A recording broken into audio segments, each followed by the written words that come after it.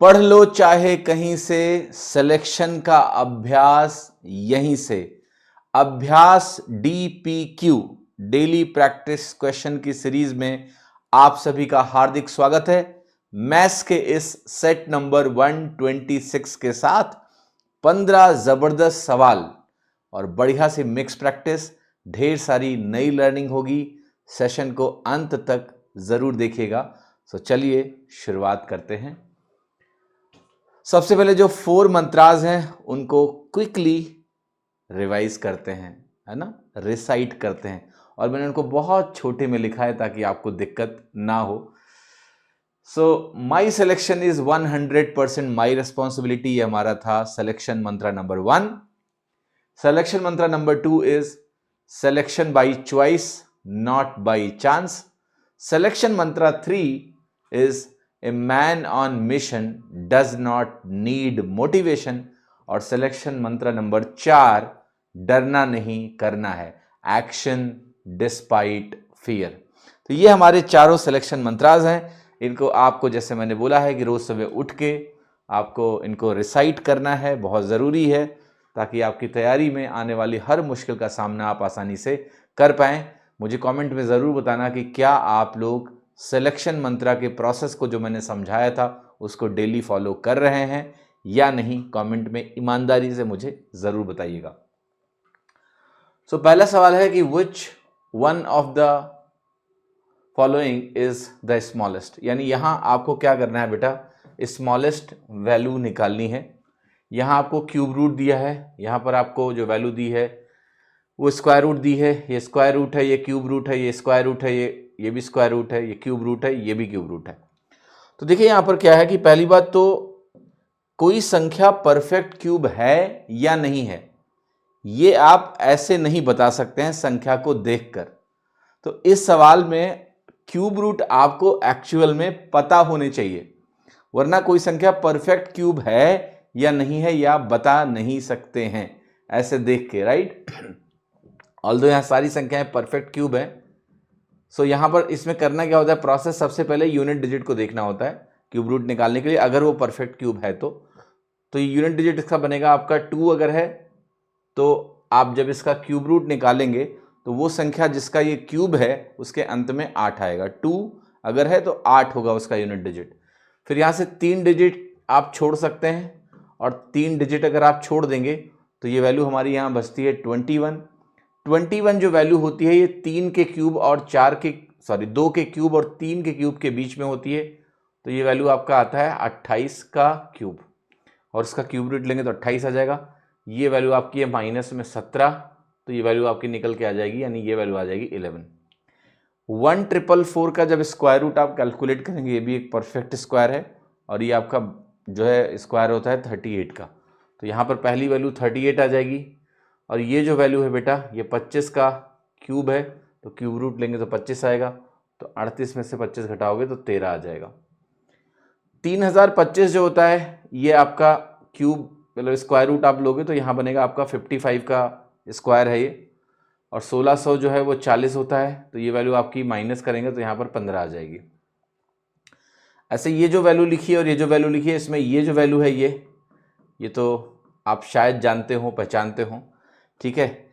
4913 किस संख्या का क्यूब होता है? तो देखो सेम प्रोसेस। पहली बात तो ये परफेक्ट क्यूब है एक। यहाँ 3 को आप देखोगे तो आपको पता है अंत में मेरे 7 आएगा, ठीक है। और यहाँ पर बेसिकली ये वैल्यू बनेगी आपका 17 का क्यूब, तो ये है आपका -17। और जब आप इस वैल्यू को यहाँ पर ध्यान से देखेंगे तो अंत में अगर 9 है तो ये जो संख्या आपकी बनने वाली है, और यहाँ पर वही 29 का क्यूब बनेगी, तो ये आप घटाओगे तो यहाँ पर आपको संख्या मिलेगी 12। तो सबसे लोवेस्ट जो संख्या मिलेगी वो आपको मिलेगी A, ठीक है। अब एक बात ध्यान रखना, इस सवाल के बारे में मैं फिर से आपको आगाह कर रहा हूँ, कोई संख्या परफेक्ट क्यूब है या नहीं है ये आप संख्या को देख के नहीं बता सकते हो, ठीक है। कोई संख्या परफेक्ट स्क्वायर है या नहीं है ये डायरेक्टली उस संख्या को देख के हम नहीं बता सकते हैं, ठीक है। तो परफेक्ट स्क्वायर या तो आपको याद होने चाहिए, परफेक्ट क्यूब से या तो याद होने चाहिए, तभी आप डायरेक्टली लिख पाओगे कि ये 28 का क्यूब है। अदरवाइज तो तरीका ये है कि आप जाके चेक करो फिर कि अगर आपको क्यूब रूट वाला मेथड लगा के 28 मिल रहा है तो फिर 28 का क्यूब निकाल के आपको देखना पड़ेगा कि ये परफेक्ट क्यूब है या नहीं है। ठीक है, तो कुल मिला के जितने क्यूब याद होने चाहिए आपको, ये बहुत ज़रूरी है। और जो क्यूब आपको याद होने चाहिए, मैंने अभी एक वीडियो किया था आर्ट ऑफ कैलकुलेशन का, उसका लिंक मैं डिस्क्रिप्शन में डलवा दूंगा। उसमें क्यूब और क्यूब रूट की बात की गई है, तो कितने क्यूब्स आपको याद होने चाहिए ये एक बार आप उस वीडियो से ज़रूर देख लेना, वो आपके लिए हेल्पफुल रहेगा, वरना एग्जाम में सिली मिस्टेक्स हो सकती हैं आपसे। एक राइट सर्कुलर कोन है, उसकी हाइट 28 सेंटीमीटर दी है और जो एरिया है उसका कर्व्ड सरफेस एरिया वो आपको दिया हुआ है 3 गुना the area of its base. What is the volume of the cone, cone का वॉल्यूम बताना है इन 10 की power -3 metre cube and correct to 2 decimal places. तो इस सवाल को कैसे हल करना है आसानी से मैं आपको बताता हूं। सबसे पहला काम आपको यह करना है, जो इस सवाल में दिया हुआ है कि जो कोन होता है ना, उस कोन का जो कर्व्ड सरफेस एरिया है वो क्या बनेगा आपका। आप कहोगे कोन का कर्व्ड सरफेस एरिया बनेगा पाई आर एल, और जो कोन का कर्व्ड सरफेस एरिया है वो 3 गुना है इसके बेस के एरिया का, और इसका बेस का एरिया बनेगा पाई आर स्क्वायर, उसका 3 गुना कर दिया। यहां से आपको एक रिलेशनशिप मिलने वाली है, पाई से पाई कटेगा, आर से आर कटेगा, और वो रिलेशनशिप है कि एल की वैल्यू आपकी 3r के बराबर मिलेगी। अब एल अगर मेरा 3r के बराबर है तो इसका मैं इस्तेमाल कैसे करूं अब आगे। इसका इस्तेमाल आपको देखो इस तरह से करना पड़ेगा कि आप कहोगे ये वैल्यू मेरी 3r हो गई और ये वैल्यू मेरी क्या हो गई, r हो गई। अब अगर ऐसा हो गया तो मुझे आगे क्या करना है, मुझे यहां से इसको ज्वाइन करना है, और अगर मैं ज्वाइन करूंगा और पाइथागोरस लगाऊंगा तो ये वैल्यू हमारी आएगी 2√2r। अगर ये 3 है और ये 1 है मान लिया, तो 9 - 1 8 बनता है, 8 का स्क्वायर रूट 2√2 मिलेगा, r से गुणा है तो यहां भी कर दो तो ये 2√2r बन जाएगा एक तरह से। अब अगर मुझे इसका वॉल्यूम निकालना है और मुझे इसका हाइट 28 सेंटीमीटर दिया हुआ है, तो मैं यहां से क्या लिख सकता हूं। अगर मुझे हाइट 28 सेंटीमीटर दिया है तो मैं 2√2r को लिखूंगा 28 सेंटीमीटर, और यहां से अगर मैं r की वैल्यू निकालूंगा तो आएगा 14/√2, और 14/√2 आपका बनेगा 7√2। तो रेडियस की वैल्यू आ गई 7√2। अब अगर मैं यहां पर इसका वॉल्यूम का फॉर्मूला लिखूं तो बनेगा 1/3 into pi r square into h बनेगा। तो ये हो जाएगा 1/3 पाई इंटू 7√2 का होल स्क्वायर, और जो h की वैल्यू है वो तो है ही 28, उसको आप एज इट इज 28 लिख दीजिए।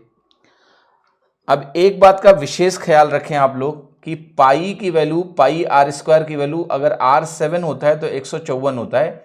ये बहुत ही इंपॉर्टेंट बात है, इसको ध्यान रखिएगा, ये याद होना चाहिए कि जब पाई की वैल्यू 7 होती है तो पाई आर स्क्वायर 154 होता है। तो यहां पर मैं जाऊंगा तो ये 1/3 होगा, और पाई इंटू 7 स्क्वायर को मैं लिखूंगा 154, √2 का स्क्वायर बनेगा 2 इंटू आपकी वैल्यू आ गई यहां पर सिंपली 28।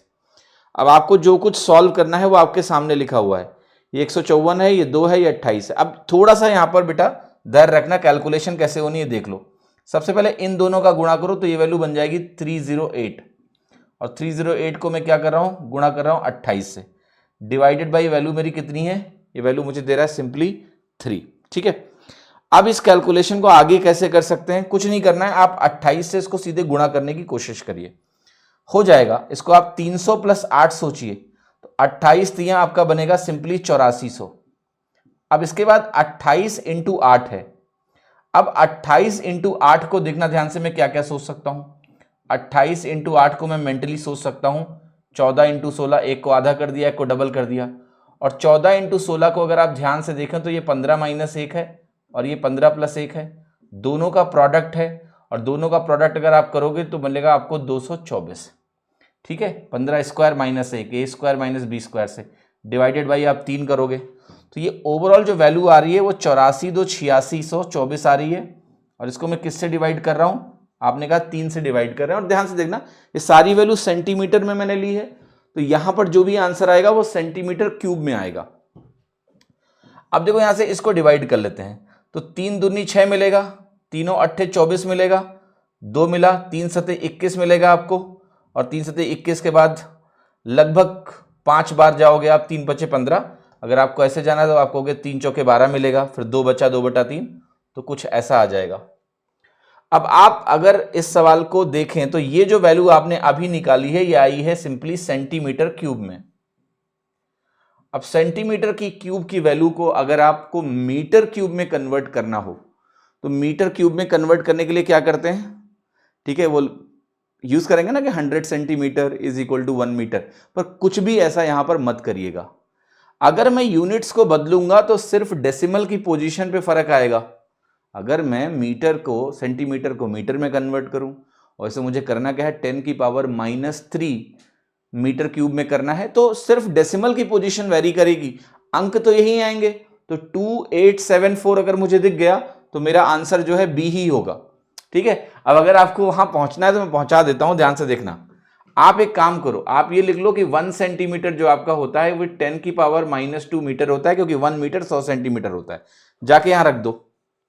अगर ये रखोगे तो ये मिलेगा 10 की पावर -2 मीटर की पावर क्यूब, क्योंकि क्यूब करना ना, सेंटीमीटर क्यूब है, तो ये वैल्यू आपकी बन जाएगी 2874.66 इंटू 10 की पावर -6 मीटर क्यूब मिलेगा। आंसर जो हमें देना है वो 10 की पावर -3 मीटर क्यूब में देना है, तो एक 10 की पावर -3 इसको दे दो। 10 की पावर -3 का मतलब होता है कि दशमलव यहां लग जाएगा, तो 2.874 लिख सकते हैं, और हमें अगर दशमलव के इतनी स्थान तक जाना है तो यहीं रुक सकते हैं, इनटू ये वैल्यू आपकी आ जाएगी 10 की पावर -3 मीटर क्यूब। तो ये फाइनल आंसर आ गया, बट इसको करना नहीं है सवाल में, आपको सिंपली जैसे ही डिजिट्स आपकी दिखी आप भी आंसर लगा के आगे बढ़ सकते हो बिना किसी प्रॉब्लम के। ठीक है, अब चलिए अगला सवाल देखते हैं, क्वेश्चन नंबर 3। ये सवाल देखिए क्या कह रहा है। ये सवाल आपसे कह रहा है कि 3x + 5y - 7 into 3x + 5y + 9 ये इक्विवेलेंट है इस एक्सप्रेशन के, यानी पूरा एक तरह से अगर खोलोगे आप इस एक्सप्रेशन को तो x² का कोफिशिएंट आएगा, y² का आएगा, x का आएगा, y का आएगा, xy का आएगा, और कांस्टेंट टर्म आएगा। तो कह रहा है इसको खोल दो और फिर जो कोफिशिएंट्स आएंगे ना उनको कंपेयर करो, a b c d जो भी है वैल्यू तो निकल जाएगी। फिर एक एक्सप्रेशन का मान हमें बताना है ये कि b + e - f into D upon C into A की जो वैल्यू होगी वो कितनी होगी, ये आप कैलकुलेट करके बता दो। तो जरा गौर से देखना, मैं इसका मल्टीप्लिकेशन करने जा रहा हूं। 3 इंटू 3 क्या बनेगा 9x², तो 3x को 3x से गुणा किया तो 9x² बना। ऐसे ही देखो y² में 5y और 5y जब गुणा होंगे तो वैल्यू 25y² आएगी, लिख दिया।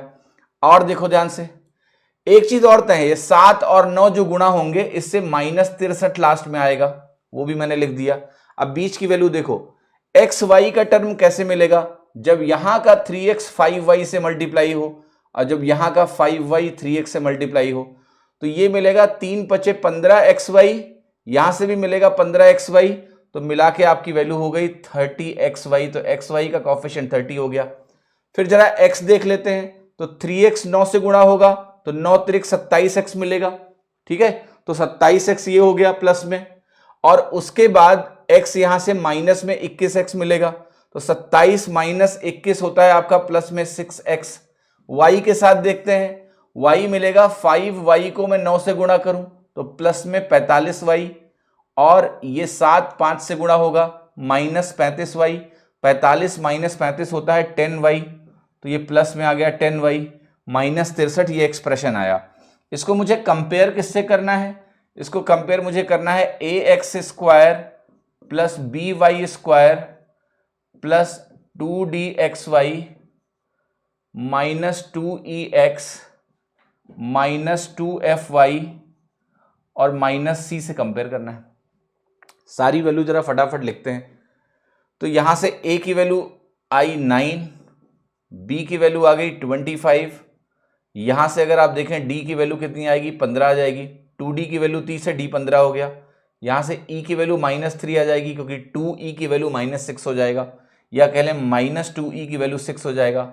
ऐसे ही f की वैल्यू क्या आ जाएगी -5 आ जाएगी। क्यों आ जाएगी, क्योंकि -2f की वैल्यू 10 है, y का कोफिशिएंट, और c की वैल्यू क्या आ गई 63।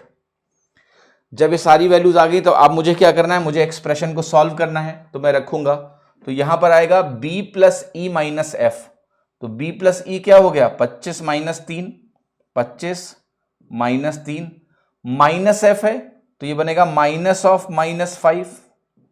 ठीक है, इसको मल्टीप्लाई किससे करना है? डी से। डी की वैल्यू क्या है? 15 डिवाइडेड बाई सी इंटू ए है। तो सी की वैल्यू हमारी कितनी निकल के आई है? 63। ए की वैल्यू कितनी निकल के आई है? 9।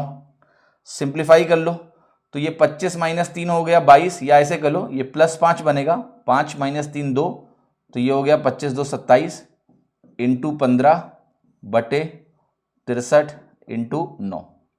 और जब ये कर लिया तो अब करते हैं थोड़ा काट पीट। आप कहोगे 9 × 27 बनेगा, और 3 से अगर काटेंगे तो यहाँ 21 बनेगा, 3 × 7 21 बनेगा, 3 × 5 15 बनेगा। तो फाइनल जो आंसर आ रहा है वो आ रहा है 5/7, और 5/7 आपका आंसर क्या है? A. A becomes the right answer. I hope किसी को कोई कंफ्यूजन नहीं होना चाहिए इस सवाल में। अच्छा सवाल है, पेशेंस टेस्ट करेगा एग्जाम में जब ये सवाल आएगा तो हड़बड़ी नहीं होनी चाहिए। यहां पर स्टैंडर्ड स्टेप्स हैं और यहां पर आपका पेशेंस बहुत मैटर करता है, इसलिए एग्जाम में ना कूल माइंडेड होना बहुत आवश्यक है। ऐसे सवाल भी लोगों से गलत हो जाते हैं या फिर टाइम वेस्ट होता है, मतलब कोई भी वैल्यू प्लस की जगह माइनस हो गई तो अननेसेसरी एक्स्ट्रा टाइम लगेगा। इसलिए बहुत ही कूल हेडेड, काम हेडेड रहो, फोकस बहुत इंपॉर्टेंट है। ठीक है, रील और शॉर्ट्स कम देखो ताकि आपका फोकस बना रहे। ठीक, tan theta plus sec theta ratio tan theta minus sec theta की वैल्यू √3/2 + 1 है, इस टू √3/2 - 1 है। थीटा 0 से 90 के बीच में है, तो हमें बताना है cos स्क्वायर थीटा -1 क्या होगा। देखो एक चीज तो है कि ए और बी में से उत्तर नहीं होगा। क्यों? क्योंकि जो cos स्क्वायर थीटा है बालक, ये cos स्क्वायर थीटा की मैक्सिमम वैल्यू 1 होती है, और कब होती है? जब थीटा 0 हो। 0 से 90 के बीच में ना cos कभी 1 नहीं हो सकता है, और cos स्क्वायर थीटा कभी 1 से बड़ा नहीं हो सकता है। तो इसका मतलब ये होता है कि cos स्क्वायर थीटा इस रेंज में <<1 होगा, 1 से छोटा होगा, और 1 से छोटी वैल्यू में से 1 घटाओगे तो आंसर पक्का क्या आएगा? नेगेटिव आएगा। यस और नो? हाँ, एक दूसरे तरीके से भी आप सोच सकते हो कि cos स्क्वायर थीटा -1 की वैल्यू क्या है? -sin स्क्वायर थीटा के बराबर है। पहले क्वाड्रेंट में यानी थीटा जब 0 से 90 होगा तो साइन स्क्वायर थीटा की वैल्यू क्या होगी? पॉजिटिव होगी, और 1 से छोटी होगी। 0 से 90 के बीच में माइनस लगा दिया तो क्या कहेंगे? नेगेटिव होगी। ठीक है, it has to be negative. Sine square theta will be positive in the first quadrant, तो -sin स्क्वायर थीटा नेगेटिव आएगा, इसलिए ये दोनों उत्तर नहीं हो सकते। खैर अभी भी सी और डी दो उत्तर हैं, अगर एक ही ऑप्शन माइनस होता तब तक हम उत्तर लगा चुके होते। अब इसको सॉल्व कैसे करना है वो देख लो। ये एक्स्ट्रा ज्ञान था जो किसी न किसी अन्य प्रश्न में आपको हेल्प करेगा। सॉल्व करने का तरीका देखो क्या है। आप सिंपली बोलो कि यह है tan theta plus sec theta upon tan theta minus sec theta और ये वैल्यू किसके बराबर है? मैं इसको ऐसे लिखने जा रहा हूं, √3 + 2 डिवाइडेड बाई √3 - 2। अब अगर आपकी मेंटालिटी जे वाली है तो आप एक बात सीधे देख लेंगे कि tan थीटा को अगर आप √3 सोचें तो यानी गेस हो रहा है कि थीटा शायद 60 डिग्री है। यस और नो? तो थीटा अगर 60 डिग्री है तो sec थीटा क्या होगा? sec 60 वो भी 2 होता है, तो √3 + 2 √3 - 2 मैच कर गया, थीटा 60 डिग्री है। डायरेक्टली यहां से दिख गया आपको। तो ये ऑब्जर्वेशन होना चाहिए आपके अंदर कि सीधा आपने देख लिया और थीटा की वैल्यू 60 डिग्री आ गई, और थीटा अगर 60 डिग्री आ गई तो आपने क्या पूछा है? cos square 60 degree -1। cos square 60 degree की वैल्यू क्या होती है? आप कहोगे cos स्क्वायर 60 डिग्री अगर मुझे लिखना है तो ये 1/4 होगा, 1/2 का होल स्क्वायर -1, तो आंसर आ जाएगा -3/4, और -3/4 आपका आंसर क्या है? डी। ठीक है, आप कहोगे सर मान लिया हम वैल्यू गेस ना कर पाते तो, कुछ और वैल्यू होती तो कैसे इसको आगे सॉल्व करते? तो आगे इसको सॉल्व करने का देखो तरीका क्या होता है, उसका नाम होता है कॉम्पोनेंडो एंड डिविडेंडो। तो आप लगाएंगे यहां से कॉम्पोनेंडो एंड डिविडेंडो। क्या होता है उसमें? ये और ये न्यूमरेटर और डिनोमिनेटर को जोड़ दो। अगर आप जोड़ोगे तो आपको मिलता है 2 tan थीटा, और अगर आप दोनों को घटाएंगे न्यूमरेटर माइनस डिनोमिनेटर तो यहां मिलेगा 2 sec थीटा। और सेम काम हमें इधर भी करना होता है, जोड़ेंगे तो 2√3, और अगर हम घटाएंगे तो मिलेगा 4, यानी 2 × 2 = 4, यहां से मिलेगा 2 से 2 कट गया। अब tan theta upon sec theta अगर आपको निकालना हो तो ये वैल्यू सिंपली किसके बराबर होती है? ये वैल्यू होती है साइन थीटा के बराबर, साइन थीटा √3/2। आपको अगर ये चीज डायरेक्टली नहीं लिख सकते हैं तो लिख लो, 1 अपॉन ये साइन अपॉन कॉस होगा, ये 1 अपॉन कॉस होगा, कॉस से कॉस कट जाएगा तो वैल्यू क्या आ गई? Right, sine theta. Sine theta अगर √3/2 है तो थीटा की वैल्यू क्या है? 60 डिग्री है। और यहां से आगे हल कर लीजिए। वैसे यहां पर ये वैल्यू डायरेक्ट दिख रही है आपको कि थीटा की वैल्यू ये लेके काम चल जाएगा। अच्छा, एक चीज मैं और बताऊंगा जिससे आपका समय थोड़ा कंपोनेंडो एंड डिविडेंडो में बचेगा। ये 2 2 2 2 देखा आपने कटा, इसको लिखने की जरूरत नहीं होती है। अगर कभी भी आपको ऐसा दिया हो a+b/a-b और यहां पर दिया हो x+y/x-y, ठीक, तो जब इस पे कंपोनेंडो एंड डिविडेंडो लगाओगे आप दोनों साइड तो ये सिंपली हो जाता है a/b लेफ्ट साइड। वो 2a/2 भी आएगा, 2 से 2 कट ही जाएगा, और यहां से 2x/2y आएगा तो उसको हम बोल देंगे सीधे x/y, है ना। तो डायरेक्टली वो 2 लिखने की जरूरत नहीं है, काटने की जरूरत नहीं है, आप सीधे लिख सकते हैं a/b बराबर x/y। ठीक है, तो आंसर इसका डी है। बाकी मैंने जो भी संभावित तरीके थे वो सब डिस्कस कर दिया है तुम्हारी सहूलियत के लिए। चलिए सवाल देखिए, है ना, काफी भयानक सवाल लग रहा है दशमलव वगैरह के साथ, पर घबराना नहीं, मैं हूं तो डरना नहीं करना है। एक्सप्रेशन दिया हुआ है 0.425 इंटू 0.425, तो आपको ऐसी फीलिंग आएगी ना कि शायद ये ए स्क्वायर टाइप की चीज दिख रही है, स्क्वायर हुआ है। यहां देखो 0.08 और 0.08 का स्क्वायर हुआ है, गुणा किया आपने, तो कुछ दिख रहा है ना, ए स्क्वायर प्लस बी स्क्वायर, और यहां पर प्रोडक्ट दिख रहा है, तो आपको समझ में आ रहा होगा शायद A square plus B square plus A B होगा, या A square plus B square plus 2ab होगा। अभी देखेंगे क्या है। नीचे देखो क्या है, नीचे अगर इस 85 को 5 से गुणा कर लो आप तो 425 मिलेगा। तो नीचे आपको दिख रहा है साफ साफ कि कुछ ए स्क्वायर टाइप का दिख रहा है, और यहां पर ये 4 को 2 से गुणा कर लो तो 4 दूनी 8 बनेगा, और 8 × 8 फिर से कुछ बी स्क्वायर दिख रहा है। तो हमें फॉर्मेट की थोड़ी हमें महसूस हमें हो रहा है कि ऊपर A square plus B square plus 2ab या फिर ab है, और नीचे शायद A square minus B square है। अब उसको थोड़ा कंक्रीट तरीके से देख लेते हैं। तो पहला काम ये करो बेटा कि दशमलव को हटा दो। दशमलव आपको बहुत परेशान करेगा। दशमलव हटाने के लिए मैं कहूंगा अगर मैं सारे दशमलव यहां से हटाना चाहूं तो मैं इसको लिख सकता हूं 425 का स्क्वायर इंटू 10 की पावर -6। 425 का स्क्वायर इंटू 10 की पावर -6। क्यों? ये दशमलव जो है 1 2 3 ऐसे लगा ना, 1 2 3 प्लेस पे लगा हुआ है यहां पर, तो इसको मैं लिख सकता हूं 425 इंटू 10 की पावर -3। सेम यहां पर, तो ये 425 का स्क्वायर बनेगा इंटू 10 की पावर -6 बनेगा। अब मुझे अगर ये 10 की पावर -6 हर जगह से हटाना है मान लिया, तो मैं यहां भी 10 की पावर -6 देखना चाहूंगा, तो मैं इसको कहूंगा 80। ये वैल्यू है 80 इंटू 10 की पावर -3, और सेम यही ये भी, तो ये 80 स्क्वायर इंटू 10 की पावर -6 बन जाएगा। ये वैल्यू हमारी 50 है, यहाँ 136 है, 136 बनता है 17 इंटू 8 से। अब बहुत ध्यान से गौर से इस बात को समझना है हमें कि यहां पर आखिर कौन सी वैल्यू बनने वाली है। देखो, अब अगर मैं 25 उठा के इस 17 को दे दूं, अगर मैं 25 उठा के इस 17 को दे दूं 25, तो ये 25 इंटू 17 बन जाएगा। बनेगा या नहीं बनेगा? 17 8 136 होता है, 50 इंटू दिस। तो देखो ध्यान से, मैं वही कह रहा हूं कि ये जो वैल्यू है आपकी, इसको मैं अगर लिखूं कि 2 इंटू 25 है ये, और यहां मैं इसको 1 2 3 4 5 है ना, तो इसको मैं लिखूं 1360 इंटू 10 की पावर -6, ये भी बन जाएगा। 10 की पावर -6 मैंने अलग कर दिया। अब मैं वही समझाने की कोशिश कर रहा हूं कि ये जो वैल्यू है ये 17 इंटू 80 लिख सकता हूं मैं इसको। यस, 17 8 136 है।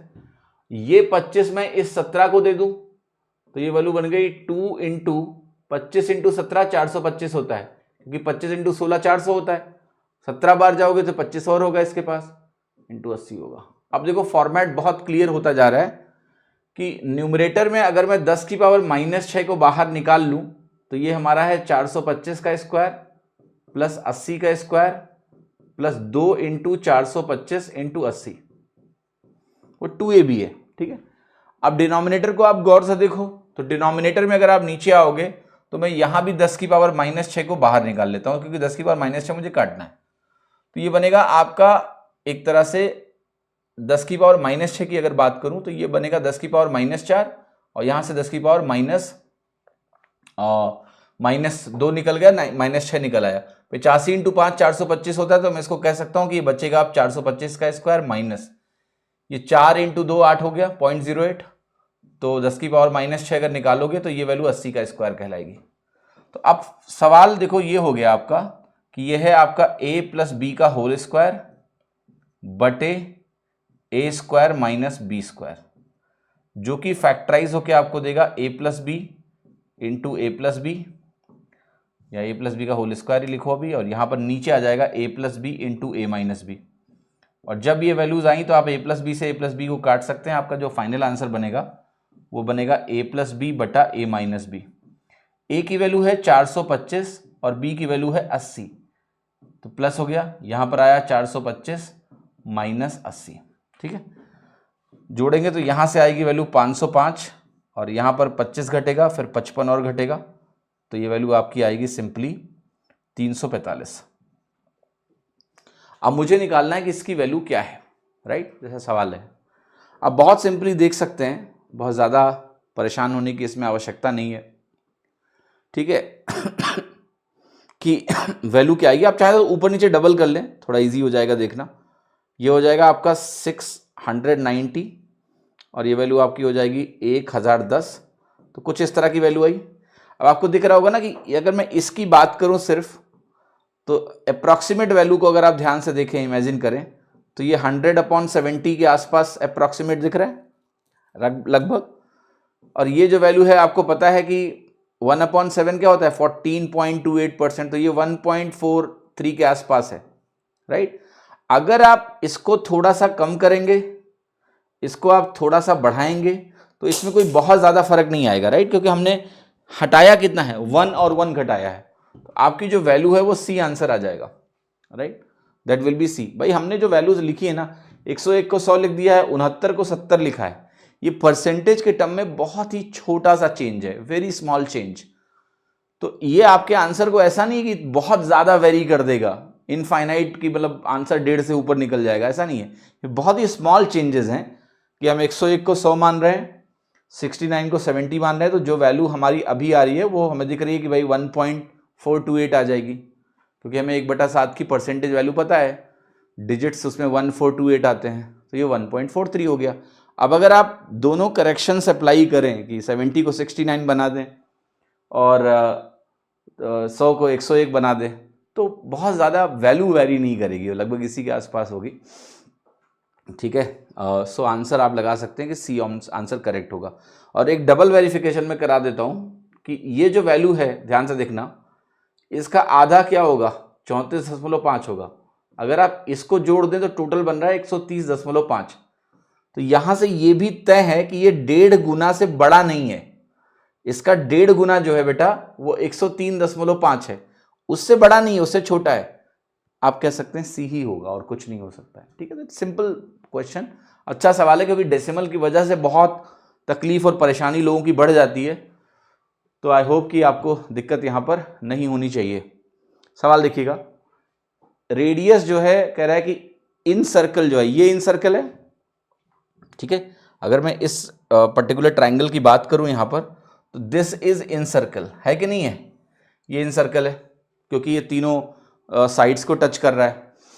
बट यहां पर इन सर्कल के अलावा भी देखो एक सर्कल ऐसा बना दिया गया है जो इस इन सर्कल को टच कर रहा है, और ये बाकी दो भुजाओं को भी टच कर रहा है यहां पर। चलो ठीक है, बाकी रेडियस वगैरह लिखा ही हुआ है। आपको पूछ क्या रहा है कि इसका सेमी पेरीमीटर बता दो, एबीसी ट्राइंगल का सेमी पेरीमीटर आपको बताना है क्या होगा। तो भाई कैसे सॉल्व करेंगे, जरा इस सवाल को देखो ध्यान से। ठीक है, अच्छा सवाल लग रहा है तो देखने में, करवाते हैं तुमको, ध्यान से देखो। पहले सबसे पहले मुझे आप एक बात बताओ, है ये 90 डिग्री होगा क्योंकि ये टेंजेंट है, स्पर्श रेखा है और रेडियस है, स्पर्श रेखा और रेडियस पे 90 डिग्री बनता है। एक और चीज देखो कि मैं इस पॉइंट को क्या बोल सकता हूं, मान लिया मैंने बोलूं उसको M, इसको मैं बोलता हूं N, इसको मैं बोलता हूं O, ये तो इन सेंटर है, इसको I ही बोल दो।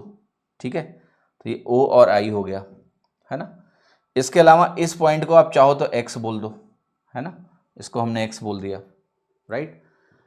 इस पॉइंट को या कुछ और बोल दो, P और Q बोल देते हैं, P और Q बोल देते हैं इसको, है ना। ओके, अब इसके आगे थोड़ा इस चीज को समझने की कोशिश करते हैं। सिमिलैरिटी तो लगेगी क्योंकि दो ट्राइंगल जो है मुझे साफ साफ सिमिलर दिख रहे हैं, और वो है ट्राइंगल TNC। इसमें एंगल N 90 डिग्री है और एक एंगल ये वाला C है, और ये किसके सिमिलर है, ट्राइंगल OMC। M 90 डिग्री है और C सेम एंगल है, तो दो 90 डिग्री ट्राइंगल में, दो राइट एंगल ट्राइंगल में बस आपको राइट एंगल के अलावा कोई एक एंगल बराबर करना होता है, तो वो C दोनों में कॉमन है। अब यहां पर एक चीज को आप गौर से देख सकते हो कि जो करस्पॉन्डिंग साइड्स हैं, ये OM और TN करस्पॉन्डिंग साइड्स हैं, तो करस्पॉन्डिंग साइड्स का रेशियो आपको दिख रहा है कि नहीं दिख रहा है। जो चीज यहां पर 12 है वही चीज यहां पर 3 है, करस्पॉन्डिंग साइड्स है या नहीं। तो ये रेशियो आपको मिल गया 4:1। आप इसका क्या करोगे, आप कहोगे अगर मैं यहां गौर से देखूं इस ट्राइंगल के हाइपोटेनस को और इस बड़े वाले ट्राइंगल के हाइपोटेनस को, तो यहां पर भी सेम रेशियो होल्ड करेगा 4:1। तो आप कह सकते हो कि ये वाला जो पार्ट है, ये वाला जो पार्ट है, ये इतना, ये यहां से यहां तक, ये 3 यूनिट बनने वाला है। 3 यूनिट्स, मैं नहीं कह रहा हूं 3 है, 3 यूनिट्स कैसे बनने वाला है, क्योंकि आपका ये पूरा 4 यूनिट्स बनेगा अगर, तो ये हमारा 1 यूनिट बनेगा, 1 यूनिट, तो अंतर 3 यूनिट बनेगा। और ये जो 3 यूनिट है गौर से देखो तो क्या होगा, इनके रेडियसेस का ही सम होगा। तो 3 यूनिट्स अगर रेडियस का सम होगा तो रेडियस का सम कितना आएगा, इसका रेडियस 12 है, इसका रेडियस 3 है, तो ये वैल्यू 15 के बराबर आ गया। तो 3 यूनिट्स हमारा 15 हो गया, तो 3 यूनिट अगर 15 हो गया तो 1 यूनिट किसके बराबर हो गया, आपने कहा 5 के बराबर हो गया। अब 1 यूनिट 5 होने का लाभ क्या है, 1 यूनिट अगर 5 हुआ बेटा तो ये वैल्यू आपने कहा 5 है। अगर ये वैल्यू 5 है तो 3 एक परपेंडिकुलर साइड हुआ, 5 हाइपोटेनस हुआ, तो ये वैल्यू 4 आ जाएगी। ठीक है, आएगी नहीं है, यहां पर ये वैल्यू आपकी 12 आ जाएगी। कैसे 12 आ जाएगी, वही तरीका, ये 4 है तो ये 3 गुना बनेगा, जैसे यहां पर 1:3 बना, तो यहां भी ये 4 है तो ये 12 बनेगा। या आप बड़ा वाला ट्राइंगल देख लो, 4 यूनिट 20 के बराबर हो जाएगा, 4 पंचे 20, तो ये 20 हुआ, और ये 12 है तो 20 12 है तो ये 16 बनेगा, वही 4 पंचे 20, 4 तियां 12, 4 चौके 16। आपने कहा चलो इतनी बात समझ में आ गई। अब देखो ये जो लंबाई है, ये भी रेडियस है, तो ये भी 12 है, तो ये भी 12 लिख दिया मैंने। आपको देखो एक भुजा मिल गई है, वो भुजा है 12 12 24 और 4 28, एक भुजा मिली, लेकिन हमें अभी तीनों भुजाएं चाहिए भैया। तो आप कहोगे उसके लिए क्या करें, देखो उसके लिए एक चीज और देखो, आपको ये PC की वैल्यू भी मिल गई। कैसे, PC की वैल्यू किसके बराबर होगी, CN के बराबर होगी, क्योंकि ये जो इन सर्कल है ना, ये इन सर्कल पर C पॉइंट से दोनों टेंजेंट बराबर होंगे, तो हमारा CP और CN बराबर होंगे, क्योंकि ये इन सर्कल पर एक पॉइंट C से दोनों टेंजेंट है, they have to be equal. तो CP और CN अगर बराबर है तो क्या ये वैल्यू भी मुझे 16 मिल चुकी है, यस। अब आपको क्या नहीं पता है, देखो यहां QB भी आपको मालूम है, तो भुजाओं में अब जो हिस्सा आपको नहीं पता है वो ये इतना हिस्सा यहां पर और इतना हिस्सा यहां पर, आप इन दोनों को X मान लीजिए, क्योंकि ये A पॉइंट से इन सर्कल पर टेंजेंट है, तो भाई इक्वल होंगे। अब इसके आगे आपको क्या करना है, इसके आगे आपको राइट एंगल ट्राइंगल लगाना है। तो आप ये कहेंगे कि जो AC स्क्वायर आपका होगा वो AB square plus BC square के बराबर होगा। अब जो AC स्क्वायर की वैल्यू अगर मुझे लिखनी है तो मुझे लिखनी है इसको 16 + x, यह है 16 + x का whole square, is equal to, अगर मैं AB स्क्वायर लिखूंगा तो ये मेरा 12 + x का होल स्क्वायर बनेगा, प्लस जो मेरा BC स्क्वायर है वो तो 28 है, तो ये 28 का स्क्वायर होगा। अब देखो एक तरीका है, यहां पर x सॉल्व किया जाए या फिर हमें ट्रिपलेट को गेस करना पड़ेगा।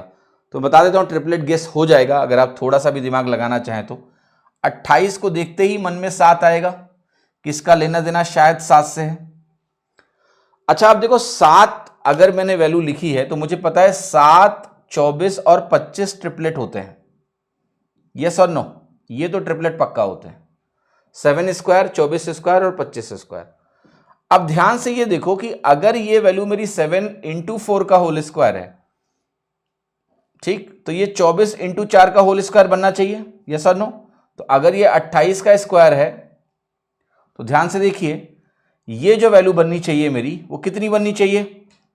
अगर ये 7 का स्क्वायर है, ये 24 का स्क्वायर है, ये 25 का स्क्वायर बनेगा, तो आगे की बात मैं सिर्फ यही बोल रहा हूं कि अगर ये 28 का स्क्वायर है, 4 गुना हो गया, तो ये 24 यहां पर 96 का स्क्वायर बनेगा।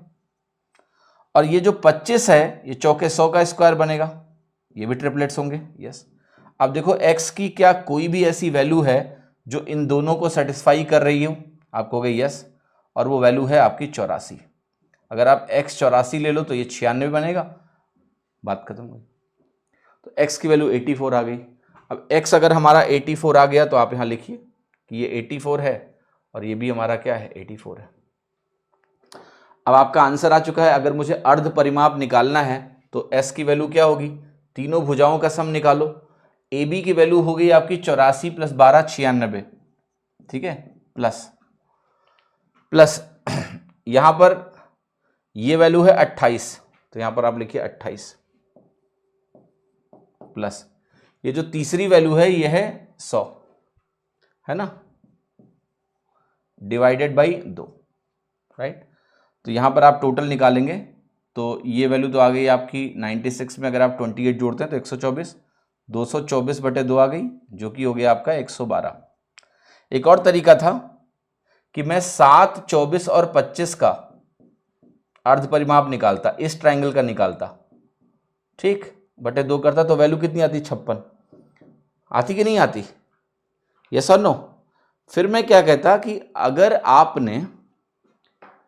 आपने यहां पर क्या किया है, अर्ध परिमाप अगर मुझे कैलकुलेट करना है यहां पर s, जो कि सारे का टोटल बटा 2 करके आएगा, तो मैं सिंपल सी एक बात कहता कि भाई अगर आपने समस्त भुजाओं को 49 और 7 56 बटे 2 करते, आपकी वैल्यू यहां पर क्या आ जाती, 56। तो आप कहते हैं लेकिन मेरा जो ट्रायंगल है वहां पर भुजाएं क्या हैं इसकी, क्या इसकी आपकी भुजाएं 4-4 गुना हो गई हैं, यस और नो। तो आपकी भुजाएं अगर 4-4 गुना हो गई हैं तो हम क्या कह सकते हैं कि अगर हम अर्ध परिमाप निकालेंगे तो अर्ध परिमाप इस वाले ट्रायंगल में 4 गुना आएगा, तो जो कि 112 आ जाएगा, ठीक है। 7, 24, 25 से भी आप ये निकाल सकते। तो बहुत अच्छा सवाल है, और अगर ये सवाल आपको पहले से नहीं आता है तो एग्जाम में आप फंसोगे, इसलिए इसको स्टार मार्क कर लो और इसको रिवाइज करते रहना। सवाल देखो, एक चित्र दिया है, इसमें एंगल AOB क्या दिया हुआ है बेटा, 36 डिग्री 36 डिग्री दिया हुआ है। AC और OB क्या है, AC और OB इंटरसेक्ट कर रहे हैं P पॉइंट पर, तो ये P पॉइंट पर इंटरसेक्ट करेंगे और वो भी राइट एंगल पे इंटरसेक्शन है। अच्छा, तो कह रहा है ये वाला जो इंटरसेक्शन है ना भैया, ये राइट एंगल पे है। आपको OBC का मेजर बताना है, ये वाला क्वेश्चन मार्क ये निकालना है, और हमें ये वाला एंगल AOB ये हमें 38 डिग्री दिया हुआ है। कैसे निकालेंगे, बहुत आसानी से निकालेंगे। देखो, आप कहना कि A और B को ज्वाइन कर दो, तो AB कॉर्ड अगर सेंटर पे 38 डिग्री बना रही है तो यही AB कॉर्ड यहां कितना बनाएगी, सरकमफ्रेंस पे, तो आप कहोगे इसका आधा, 19 डिग्री। सेंटर पे अगर कोई कॉर्ड कोण बना रही है 38 डिग्री, तो सरकमफ्रेंस पे वो बनाएगी उसका आधा, यानी बनाएगी 19 डिग्री, 19 डिग्री, ठीक है। अभी उत्तर नहीं आया है क्योंकि हमें तो ये निकालना है, ये वाला एंगल। अब सवाल ये उठता है कि आखिर ये वाला एंगल कैसे निकले आसानी से। अच्छा, एक चीज और भाई, ये 38 नहीं है, ये 36 है, तो अगर ये 36 है तो ये 38 नहीं है, 38 का आधा नहीं है, बल्कि ये 36 का आधा है, तो ये 18 डिग्री है। अब आपका ये अगर 90 है तो भैया ये भी 90 होगा, तो ये कोण अगर 90 डिग्री बन गया तो ये कितना हो गया, अब 90 में से 18 घटेगा। अगर एक कोण 90 है तो बाकी दोनों का सम 90 होगा, तो ये वैल्यू निकल के आ गई हमारी 18 डिग्री, ठीक है। 18 डिग्री, तो 18 को घटा लो, 72 डिग्री आपका आंसर आ गया। ए उत्तर आपका यहां से करेक्ट हो गया। सवाल है कि मोहन एक आर्टिकल खरीद रहा है, अमेजॉन से सेल है, 500 रुपये की चीज़ है, उस पर वो मार्कअप लगा रहा है इस तरीके से कि 30% का डिस्काउंट दे के भी वो 26% का लाभ कमा रहा है। 30% का डिस्काउंट देके भी 26% का लाभ कमा रहा है भैया।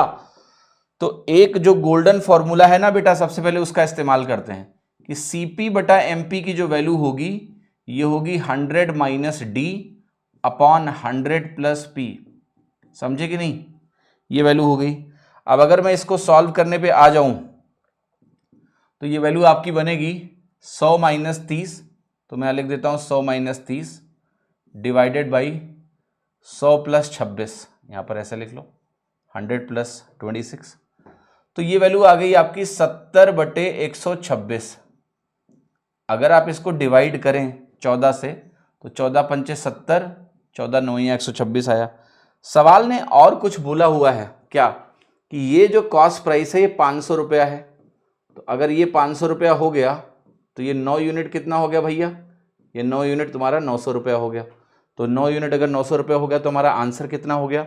सी हो गया, जो कि है 900 rupees. I hope it is clear to everyone. किसी को किसी भी प्रकार का कंफ्यूजन इस सवाल में बिल्कुल भी नहीं होना चाहिए, ठीक है। एफिशिएंसी रवि, मोहन और राम की 3:6:7 में है। एफिशिएंसी मतलब कार्यकुशलता, काम करने की एफिशिएंसी आपको दी हुई है। एक साथ जब वो काम करेंगे तो कह रहा है कि वो काम को 21/2 दिनों में पूरा कर लेंगे। तो अगर वो एक साथ काम करें तो इतने दिन में काम हो जाएगा। कह रहा है कितने दिन में राम अकेले 1/3 काम का पूरा कर लेगा, ठीक है। तो इसका देखो तरीका क्या होता है। इसका तरीका बेटा देखो बहुत सिंपल होता है कि सबसे पहले हम निकालते हैं टोटल वर्क, ठीक है।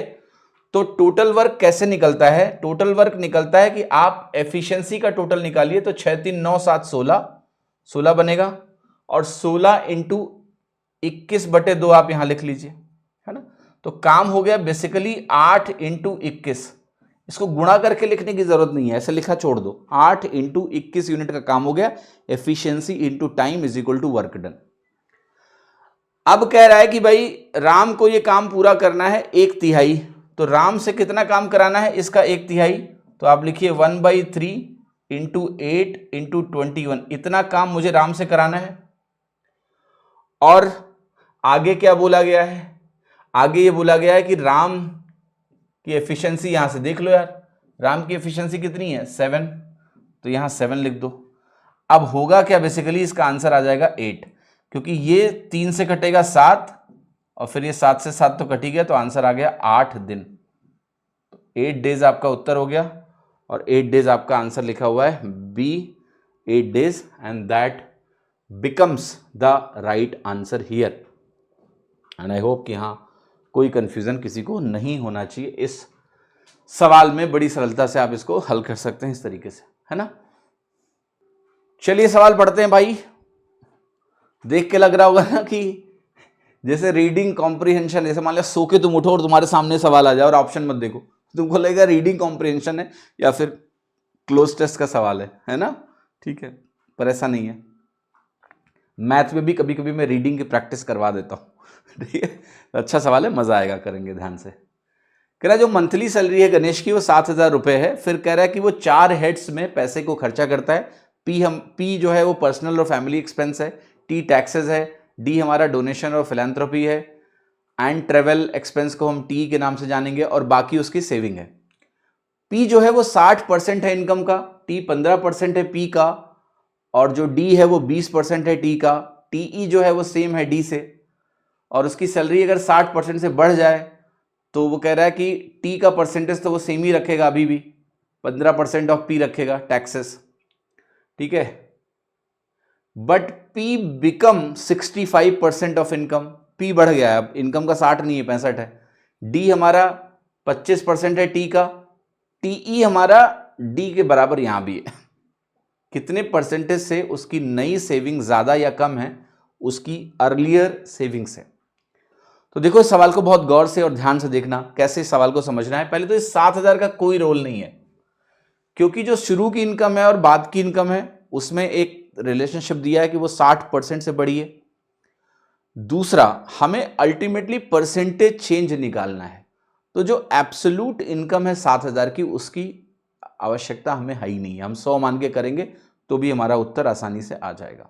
अब ध्यान से देखिएगा, हमने कहा कि मान लिया हमारे पास इनकम है, यहां पर इनकम 100 है पहले, बाद में इनकम बढ़ती है 60% से तो 160 हो जाती है। और देखना ये जो P की वैल्यू है बेटा, बहुत गौर से सुनना, शुरू में 60% है तो इसको मैं 60 लिख रहा हूं, यहां पर 65% है तो हमें लिखना है 65% ऑफ 160। सॉल्व कैसे करना है? 65 को आप मेंटली सोचिए, 60 प्लस 5%, तो इसका 60% निकालोगे तो 96 आएगा, प्लस 160 का मैं 60% निकाल रहा हूं तो that is simply nothing but ये आएगा आपका 60%, 3/5 होता है, या 0.6 से मल्टीप्लाई करोगे 96 आएगा। फिर मुझे इसका 5% निकालना है, 10% 16 होगा, 5% 16 का आधा 8 यानी 104 आ गया, तो यहां पर आप लिखिए 104, ये P की वैल्यू होगी। फिर जो T है टैक्सेस, यहां भी 15% है तो 60 का 15% 9 होगा, और यहां 104 का 15% है, 104 को आपको मेंटली सोचो 15 से गुणा करो, 1560 बनेगा बटे 100, आप कह सकते हो 15.6।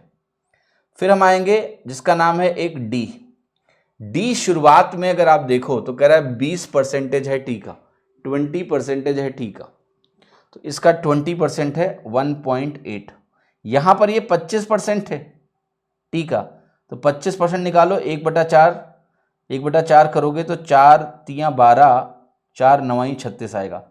और जो टीई है यानी ट्रेवल एक्सपेंसेस, वो बेटा डी के बराबर यहां भी है और डी के बराबर यहां भी है, ठीक है। अब देखो मैं क्या करने जा रहा हूं, मैं यहां पर लिखने जा रहा हूं टोटल एक्सपेंस। इन्होंने टोटल कितना खर्चा किया वो निकाल लेते हैं, तो सेविंग तो 100 में से माइनस करके आ जाएगा, सेविंग क्या बनेगा 100 माइनस टोटल एक्सपेंस, ठीक। तो सॉल्व कर लेते हैं। यहां देखो क्या है, 60 69, एक जोड़ दो 70 हो गया, और उसके अलावा 2.6 और है, 0.8 और 1.8, तो यह है 72.6, ठीक है। अब मैं सेविंग आसानी से लिख सकता हूं, 27.4 है यहां पर। यहां देखो आपका 104 है, 15 है 119, और 119 और 6 बनेगा 125, और 9 6 15 और 9 24, तो 127.4 आ रहा है ये वैल्यू। अब इसको अगर मैं घटाऊंगा 160 में से तो ये वैल्यू आएगी हमारी 32.6। तो सेविंग का परसेंटेज चेंज निकालना है, तो पहले सेविंग 27.4 है, अब 32.6 हो गई। तो देखो इसको आप ऐसे भी सोच सकते हो, ज़्यादा आसान पड़ेगा, 274 और 326 का परसेंटेज चेंज निकालो। भैया दोनों साइड अगर 10-10 से गुणा करके आप परसेंटेज चेंज निकालो तो फर्क नहीं पड़ता है, सेम रहता है। तो ये जो अंतर है बेटा ये है 52 का। अब आपको निकालना है 52 274 का कितना परसेंटेज है ये।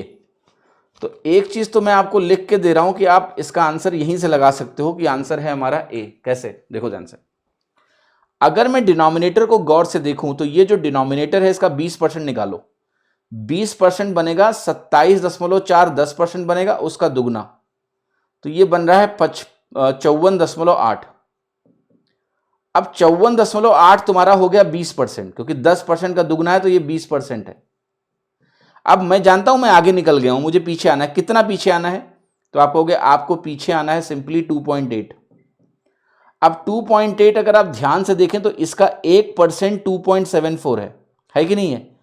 ये 1% से हल्का सा ज्यादा है, तो 20 में से मुझे 1% से हल्का सा ज्यादा घटा देना है, तो मेरी वैल्यू आएगी 18 पॉइंट कुछ कुछ, लेकिन मुझे पता है कि ये 1% के आसपास है, बस हल्का सा ज्यादा है। ये 2.74 से हल्का सा ज्यादा है, तो आपका आंसर 19% के आसपास है, and that is simply A option.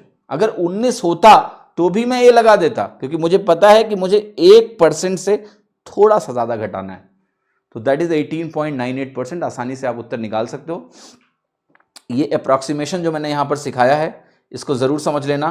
This is art of calculation. Approximation करना आना चाहिए सवालों में, तो सवालों के माध्यम से आप देख सकते हैं कि किस तरह से ये वाला प्रश्न हल होगा, ये बहुत जरूरी है। अच्छा सवाल है, स्टार मार्क लगा देता हूं, ठीक है। इसको जरा रिवाइज कर लेना, इसमें बहुत कुछ सीखने को है। सवाल देखिएगा, रोहन ने इन्वेस्ट किया है 2/5 of a certain some of 10% per annum for 3 years and 3/8 of the sum of 5% per annum for 3 years and the remaining 6% per annum for 3 years if the total interest received is 3034.5 then the total sum invested is। कैसे करोगे इस सवाल को? देखो, सबसे पहले आप एक बात बोलना बेटा कि यहां पर मामला है कुछ 2/5 का और यहां पर मामला है कुछ 3/8 का, तो 5 और 8 का गुणा करो, ये वैल्यू आ गई 40। आप इसी को टोटल मान लो, ठीक। जब आपने इसको टोटल माना तो इसका 2/5 निकालोगे यानी 40%, 16 आ जाएगा। फिर इसका आप निकालोगे 3/8, तो 3/8 होगा आपका 15। 40 का 3/8 निकाल के देखो, 40 इंटू 3/8, 8 पंचे 40, 5 तियां 15 बन जाएगा, तो ये 16, 15, 31 हो गया। तो तीसरा हिस्सा आपका आ गया 9। एक तरह से मैंने कहा कि ये रेशियो है। अब इस रेशियो को ना आप ऐसा लिख लो, 1600, 1500, 900, यानी ये वैल्यू हमारी होगी 4000। इससे क्या होता है, परसेंटेज निकालना इनका आसान हो जाता है, जैसा इस सवाल में बोला गया है। तो पहला कह रहा है कि भाई आपने क्या किया है, 3 साल, सबकी वैल्यू जो है सब 3-3 साल के लिए बात की गई है ना, 3 इयर्स 3 इयर्स 3 इयर्स। अब देखो ध्यान से, ये 3 साल का अगर इंटरेस्ट है मेरा 3034.5, तो मैं इसको 3 से डिवाइड कर सकता हूं कि नहीं? यस, कर लो। तो ये बनेगा 10, फिर बनेगा 11.5। 1011.5 1 साल का इंटरेस्ट होगा, क्योंकि सब 3-3 साल का है, पीरियड दिया हुआ है सबके लिए, तो वो 3 साल का टोटल इंटरेस्ट है। यहां पर हमारा है 10%, तो यहां मैं लिख देता हूं 10%। यहां पर हमारी वैल्यू है 5%, तो यहां लिखिए 5%। और यहां पर वैल्यू हमारी है 6% 1 साल की। इंटरेस्ट निकालते हैं और लिखते हैं कितना कितना बन रहा है। तो आप कहोगे यहां इंटरेस्ट बन रहा है 160, यहां इंटरेस्ट आपका बन रहा है सिंपली कितना, 75, है ना। 1500 का 5% निकालना, 2 जीरो कटेगा सीधे गुणा होगा, 2 जीरो कटेगा सीधा गुणा होगा, 2 जीरो कटेगा सीधा गुणा होगा, तो ये वैल्यू आ गई 54।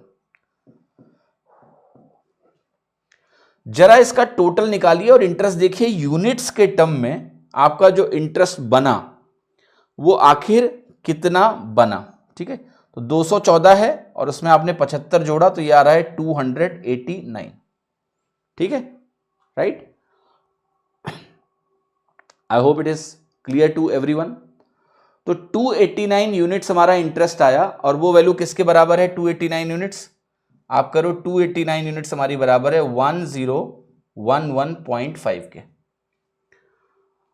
अब देखो मजेदार बात क्या है कि हमें निकालना है कि हमारा सम कितने का है। तो सम आपका 4000 यूनिट्स का है।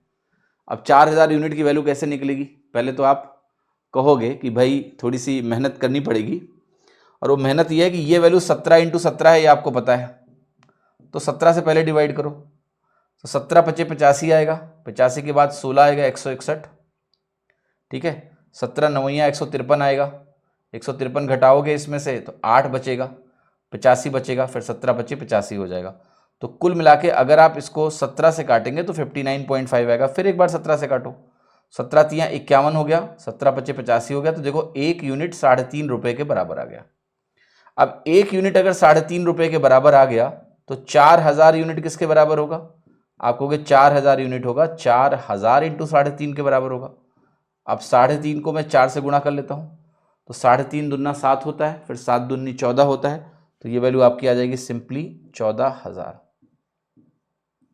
14000 आपका आंसर क्या है? सी। अच्छा सवाल है, कैलकुलेशन है, yes yes yes, but you can do like this. ABC ने एक बिजनेस शुरू किया है जिनमें उनका कैपिटल 9:3:8 में है। At the end of every 4 months, 4 महीने के अंत में, हर 4 महीने के अंत में ए अपने कैपिटल को 1/3 कर देता है, जबकि बी क्या करता है, 3 गुना कर देता है अपने कैपिटल को, और जो सी है वो अपने कैपिटल को आधा कर देता है। हर 4 महीने पे ऐसा होगा। ए क्या करेगा, 1/3 कर देगा, और जो बी है वो 3 गुना कर देगा, और जो सी है वो आधा कर देगा। और कह रहा है इस प्रोसेस से क्या हो रहा है कि सी का जो लाभ है वो इतना हो रहा है साल के अंत में। तो टोटल प्रॉफिट आपको बताना है कि कितना होने वाला है, ओवरऑल टोटल प्रॉफिट। इसको बहुत गौर से इस सवाल को देखना। 4-4 महीने का अगर आप पीरियड लेते हो तो आप कहोगे ये 4 मंथ्स हुआ, ये 4 मंथ्स हुआ, एक साल में ऐसे 4-4 महीने के 3 टाइम पीरियड बनेंगे, राइट। अब मैं कहूंगा ये मेरा ए है, ये मेरा बी है और ये मेरा सी है। ए ने 9 से शुरुआत करी, 9 का 1/3 अगर यहां करेगा तो 3 बचेगा, फिर 3 का 1/3 करेगा तो यहां 1 बचेगा। ये देखो 3 से शुरुआत हो रही है, तो 3 है, 3 का डबल करेगा, 3 गुना करेगा 9 बनेगा, 9 का 3 गुना करेगा 27 बनेगा। ये 8 से शुरू करेगा, सी के कॉरेस्पॉन्डिंग 8 है, 8 का आधा 4 बनेगा, 4 का आधा 2 बनेगा। अब देखो इन्वेस्टमेंट और टाइम का गुणा करने से और फिर उसको टोटल करने से, जैसे अलग अलग पीरियड के लिए अलग अलग इन्वेस्टमेंट है, जैसे ये 9 4 महीने के लिए तो 9 × 4, ये 3 4 महीने के 3 × 4, यहां 1 × 4, ऐसे ये 3 × 4, 9 × 4, 27 × 4, 8 × 4, 4 × 4, 2 × 4। तो यहां एक स्पेशल केस ऐसे है कि जो कुछ हो रहा है वो एक साथ हो रहा है, 4-4 महीने के अंत पे हो रहा है, तो यहां आपको 4 से गुणा करने की जरूरत नहीं है। आप 4 से गुणा करोगे, टोटल करोगे, फिर रेशियो लोगे तो 4 कट ही जाना है आपका, तो आप सीधे इनका टोटल करिए, तो 9 3 12 एक 13 यूनिट बनेगा, 9 3 12 27 12 आपका 39 यूनिट बनेगा, और यहां 8 4 12 2 14, ये 14 यूनिट बनेगा। अब सवाल में ये देखिए कि इसका टोटल कितना आ रहा है। ये आपको दिया है 14 यूनिट की वैल्यू, कितना दिया हुआ है, 14 यूनिट की वैल्यू मुझे दिया है 216594, सी की वैल्यू, सी की वैल्यू 14 यूनिट है ना, तो ये वैल्यू आपको दी हुई है, और मुझे क्या पूछा जा रहा है, इसका टोटल पूछा जा रहा है, तो ये 52 और 14 66 बनेगा, इसका टोटल करिए ना, 14 39 13 66 बना। अब कई लोग कहेंगे सर 66 आ गया, 66 11 का मल्टीपल 11 का मल्टीपल 11 का मल्टीपल, हाँ बिल्कुल हो सकता है, मना नहीं कर रहा हूँ, ठीक है, पर मल्टीपल अप्रोच में जाने के बजाय एक्चुअल कैलकुलेशन में फोकस करेंगे। भाई 2 ऑप्शन एग्जाम में अगर मल्टीपल आ गए 11 के तब, तो हमें तैयार रहना है कि हम एक्चुअल कैलकुलेशन भी कर पाए। तो 14 से जरा काटिए इसको, 14 के नाम 14 7 21, 14 5 70 बनेगा, 6 बचेगा, 14 चौका 56 बनेगा, 9 99, 14 7 98, 14 के नाम 14, तो 15471 आया। अब आपको 66 को इससे गुणा करना है, 15471 से गुणा करना है, और आपका फाइनल आंसर यहां से निकल के आएगा। तो कैसे करेंगे इसको, ध्यान से देखिए। सबसे पहला काम आप ये करो यहां पर कि 66 से गुणा करना, तो 66 को आप 11 × 6 सोच लो, ठीक है, तो दोनों का पहाड़ आता है, 11 का भी आता है आपको, 6 का भी आता है, ठीक है, एक तरीका यह है, पर यह तरीका इतना बेहतरीन तरीका नहीं है। बेहतरीन तरीका है इसको सोचने का 60 + 6। 60 + 6 जब आप सोचोगे तो आप क्या करोगे, पहले 60 गुना निकालोगे, या 6 गुना निकालते हैं, 6 से गुणा करते हैं, 6 के नाम 6, 6 7 42, 6 चौके 24 4 28, 6 पंचे 30 2 32, 6 के नाम 6 3 9, तो 60 गुना इतना हो जाएगा। और 6 गुना कैसे होगा, यहां से लिखो 9 2 8 2 6, तो ये इंटू 60 है, ये इंटू 6 है, इसी का टोटल मेरा आंसर है 6 8 10 8 2 10 1 11, 9 2 11 1 12, 9 1 10, 102 1086। तो आंसर क्या है, बी, ठीक है। अच्छा जरा देखो 11 के मल्टीपल से बात बन रही है क्या, ठीक है, 11 के मल्टीपल से बात बन रही है, 6 2 8 9 17, और 17 में से आप घटाएंगे 9 7 16, तो ये तो गलत हो जाएगा, ये तो होगा ही नहीं, वे 11 का मल्टीपल, इसको छोड़ दो। देखो कोई और 11 का मल्टीपल है क्या, 6 4 10 1 11 1 12, और यहाँ पर हुआ 1 8 1 9, ये भी नहीं है। यहाँ पर आप जाओगे ऐसे, फिर ऐसे 6 2 8 1 9, ये भी नहीं है। हाँ तो 11 का मल्टीपल एक ही आंसर है, यहाँ पर चल रहा है, बट एग्जाम में यू नो 2 ऑप्शन भी आ सकते हैं, right, so you have to be bit careful. But ये एक्चुअल प्रोसेस है, कैलकुलेशन कोई बहुत भयानक नहीं है। एक बार डिवाइड करोगे, 66 से गुणा कैसे करना है मैंने आपको सिखा दिया, 60 + 6 करके। 60 का मतलब क्या है, 6 गुना करना आता है तो 60 गुना करना आता है, हो गया सवाल। 66 का पहाड़ा पढ़ना आपके लिए आसान है, 60 गुना + 6 गुना, अल्टीमेटली 6 गुना करना आना चाहिए बस। कह रहा है कि ईच कोच और जो 2 इंजन है एक ट्रेन की, वो 15 मीटर लंबी है, ट्रेन क्रॉस करती है 1200 मीटर के टनल को, स्पीड है 72 किलोमीटर/आवर, एक सही 1/4 मिनट में, how many coaches are engaged in it. How many coaches are engaged in it. तो देखो सबसे पहली बात तो आपको ये समझनी है कि पहले हमें ये निकालना है कि 1200 मीटर का अगर टनल है, ये जो 72 किलोमीटर पर आवर है, 72 किलोमीटर पर आवर को आप मीटर पर सेकंड में कन्वर्ट करिए। तो मीटर पर सेकंड में कन्वर्ट करने के लिए आपको 5/18 से गुणा करना पड़ता है, तो ये वैल्यू आ जाएगी आपकी 20 मीटर पर सेकंड। वैसे मैं आपको एक चीज़ और बताता हूँ कि ये रट लो कि भैया 5 kilometre per hour, sorry 5 metre per second जो होता है ये 18 किलोमीटर पर आवर के बराबर होता है। तो अगर ये 18 का 4 गुना 72 है तो यहाँ भी 5 का 4 गुना 20 हो जाता है। ठीक, ऐसे भी आप लिख सकते हो। ठीक है, तो 20 मीटर पर सेकंड का मामला आपका है। अब बताओ मुझे कि 20 मीटर पर सेकंड से आप इतने मिनट में कितनी दूरी चलेंगे। 1 मिनट 60 सेकंड होता है और 1/4 मिनट 15 सेकंड होता है, यानी 75 सेकंड है। तो 75 सेकंड में 20 मीटर पर सेकंड से आप 1500 मीटर चलेंगे। इस 1500 मीटर में आपको पता है कि आपने क्या क्या डिस्टेंस चली होगी। तो क्रॉसिंग के समय आप अगर यहां पर टनल है तो टनल की लेंथ चलते हो प्लस जो ट्रेन की टोटल लेंथ है वो चलते हो। तो इसमें से 1200 टनल की लेंथ है, तो बाकी 300 किसकी लेंथ होगी। ये जो 300 लेंथ है इसमें 2 इंजन की है और बाकी क्या है, कोचेज हैं। ठीक, अब मैं एक चीज बता रहा हूं, सवाल ने बोला है कि इंजन हो या फिर कोच हो, सबकी जो लेंथ है वो 15 मीटर की है, राइट। तो मैं अगर इस 300 मीटर को 15 से डिवाइड करूं तो क्या 20 यूनिट्स या क्वांटिटीज आ रही हैं। यस। अब इस 20 यूनिट्स में 2 तो होंगे इंजन, सवाल लिखा हुआ है ना, how many coaches are engaged, क्योंकि यहां 2 इंजन हैं। तो अगर टोटल वो जो लेंथ एट्रीब्यूट हो रही है ट्रेन को 300 मीटर की, यानी 15 मीटर के 20 यूनिट्स हैं, 20 चीजें हैं, उन 20 में 2 आपके इंजन हैं। तो जो आंसर है कि कोचेस कितने हैं यहां पर, तो वो कोचेस होंगे आपके 18 कोचेस होंगे यहां पर।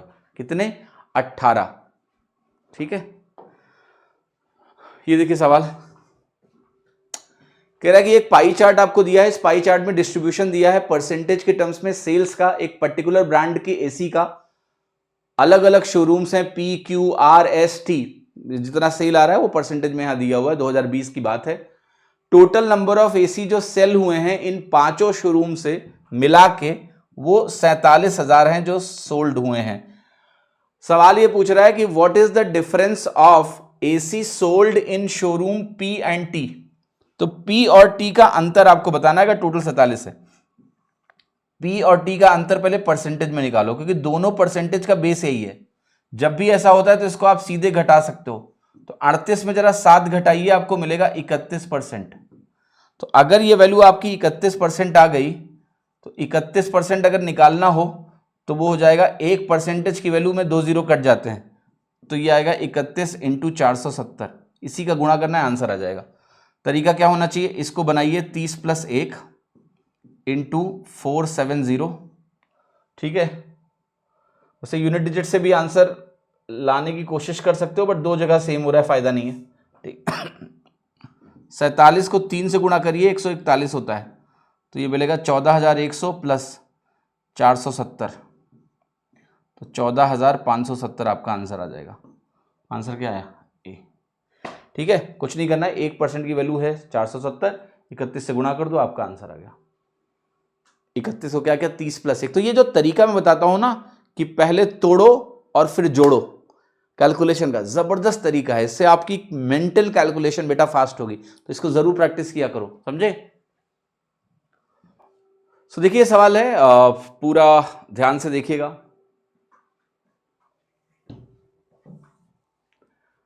देखो ये डीआई का सवाल है जिसने पूरा जगह ही भर दिया है। ठीक है, सॉल्व करने की जगह नहीं है ना, करेंगे यहां सॉल्व करेंगे, ये जगह है जो इसको इस्तेमाल करेंगे। अच्छा सवाल है, पढ़ो। पहले सवाल समझाता हूं, इसको ज्यादा पढ़ने की भी जरूरत नहीं, मैं हूं तो मैं समझा देता हूं सवाल क्या है। देखो पहले एक ये ग्राफ है, इसका डेटा आपको दिख नहीं रहा होगा, परेशान मत होना, मैं डेटा लिख दूंगा जिसकी जरूरत पड़ेगी। तो ये अलग अलग राज्यों का ना चालान का डेटा दिया हुआ है। तो ये जो ब्लू कलर है ये कह रहा है कि कितने चालान जो है टोटल कटे हैं गाड़ियों के। अब चालान कटने के कारण क्या क्या हैं यहां लिखे हैं कि या तो बिना मास्क का एक कैटेगरी है, एक ओवर स्पीडिंग का कैटेगरी है और बाकी अदर्स कैटेगरी में आते हैं। तो एक विदाउट मास्क, एक ओवर स्पीडिंग, एक अदर्स की कैटेगरी में आएंगे। अब जो चालान जिनके कटेंगे उनमें से कुछ लोगों के चालान्स जो है वो रिवोक हो जाते हैं, ठीक है, कैंसिल हो जाते हैं। चालान हुआ फिर रिवोक कर दिया गया, कैंसिल कर दिया गया उसको। तो वो भी एक डेटा है जो इंपॉर्टेंट है। अब आपको सवाल में समझना क्या है, ये जो ग्राफ है यहां से जो ये वैल्यू, जैसे हरियाणा की बात करें, ये सवाल भी हरियाणा के बारे में ही है, HR मतलब हरियाणा। तो यहां आओ, 6000 टोटल चालान कटे हैं, इसमें से 2000 जो है ये बिना मास्क वाले हैं। तो इन दोनों का जो अंतर है 4000, वो जो 4000 है वो किन कारणों से है?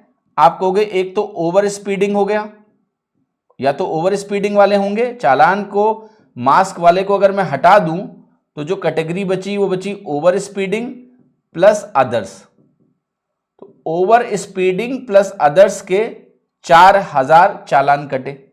अब जरा इस टेबल को गौर से देखो, ये जो टेबल बनी है ये टेबल है ratio of revoked without mask चालान टू रिवोक्ड ओवर स्पीडिंग चालान। तो ये विदाउट मास्क जो लिखा है ये रिवोक्ड वाले हैं, जो चालान को रिवोक कर दिया गया है ना, ये भी रिवोक्ड है और ये भी रिवोक्ड है। यानी जितने चालान कटे हैं उनका एक हिस्सा, वो वाला जो रिवोक हुआ है, वो यहां लिखा हुआ है। अब हमें सिर्फ हरियाणा का डेटा देखना है। सवाल में एक और महत्वपूर्ण डेटा दिया हुआ है कि हरियाणा में जो ratio total number of over speeding challan by traffic police to the total number of other challan is 1:3। अब मजेदार बात क्या है कि हरियाणा में इन दोनों का रेशियो भी दे दिया है 1:3। ठीक, यहां पर विदाउट मास्क और ओवर स्पीडिंग का कंपैरिजन किया गया है।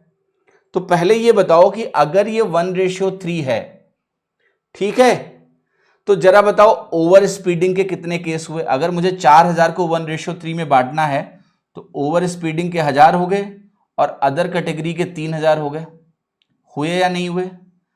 अब ओवर स्पीडिंग के 1000 चालानों में से क्या कह रहा है कि 400 ऐसे चालान हैं जो नॉन रिवोक्ड हैं, यानी उनको कैंसिल नहीं किया गया, उनको वैलिड माना गया। तो 1000 जो चालान कटे उनमें से 400 चालान वैलिड रहे, रिवोक नहीं किया गया। तो कितने रिवोक किए गए ओवर स्पीडिंग वाले, वो निकाल लो। तो आप कहोगे कि ओवर स्पीडिंग के जो 1000 चालान कटे थे उसमें से 600 चालान को आपने रिवोक किया, क्योंकि 400 रिवोक नहीं किया। तो 600 अगर आपने रिवोक किया ओवर स्पीडिंग वाले, तो यही है ओवर स्पीडिंग। हरियाणा के लिए ये रेशियो 2:1 है।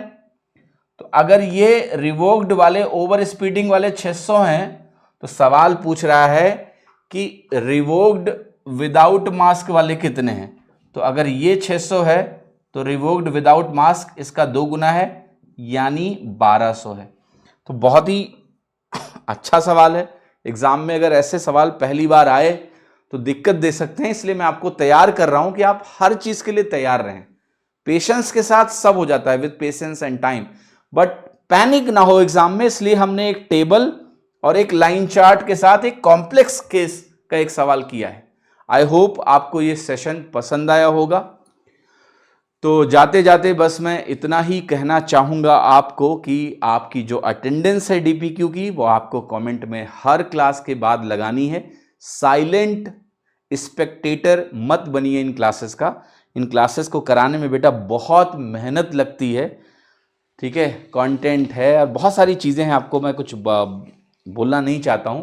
तो उस मेहनत के लिए आप कम से कम इतना ज़रूर करके जाया करो कि जब इन क्लासेस को देखा करो तो इन क्लासेस के नीचे आप इतना तो मेंशन कर ही सकते हो कि हाँ मैंने ये क्लास की है। ये कोई बहुत फ्लैशी सीरीज़ नहीं है, ठीक है, जैसे यूट्यूब पे नए नए थंबनेल लगा के सरप्राइज और ये वो करके व्यूज़ बटोरे जाते हैं। ये बहुत ही ऑनेस्ट एफर्ट है आप लोगों के लिए कि आप लोग बेहतर बने। तो बस आपका ये बताना कि आपने इस क्लास को पूरा कर लिया है, यही हमें बहुत खुशी देता है। तो इसलिए जब भी ये लेक्चर आप देखें तो प्लीज़ कमेंट में ये ज़रूर बताएं कि आपने इस लेक्चर को कंप्लीट कर लिया है। ये बहुत मैटर करता है। उन कमेंट्स को हम देखते हैं कि हाँ भाई कितने बच्चे इस सीरीज़ को फॉलो कर रहे हैं। ठीक है, तो बहुत बहुत धन्यवाद। मिलते हैं अगले DPQ में। आपका शुक्रिया, धन्यवाद, टेक केयर।